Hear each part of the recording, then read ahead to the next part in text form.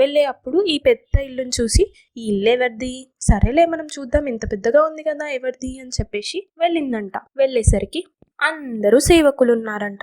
ఇంతమంది సేవకులా, వీళ్ళందరూ ఇక్కడ ఉన్నారంటే ఎవరు దీనికి రాజు అని చెప్పేసి మెల్లిగా మెల్లిగా చూసుకుంటూ వెళ్ళేసరికి అక్కడ ఉండింది పావురం అంట. పావురంని చూసి ఏ పావురం నువ్వా అని చెప్పేసి అనిందంట. అప్పుడు పావురం తన స్నేహితురాలు కాకిని చూసి కోపంగా ఉన్నా గానీ అవన్నీ మనసులో పెట్టుకోకుండా కాకొచ్చిన ఆనందంతో కాకి వచ్చావా అని చెప్పేసి అనిందంట.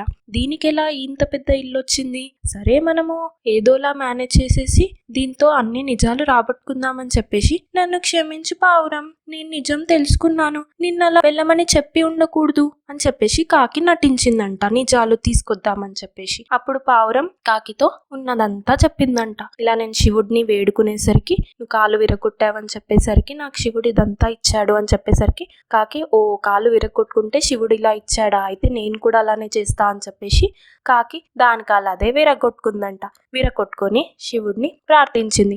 శివుడు వచ్చాక దేవుడికి స్వామి నాకు పావురం కాలు విరగొట్టింది అని చెప్పేసి చెప్పిందంట. అప్పుడు శివుడు దేవుడైన కారణంగా ముందే నిజాలు తెలుస్తాయి కాబట్టి కాకి కాళ్ళు గూడు రెండూ తీసేసి శపించాడంట.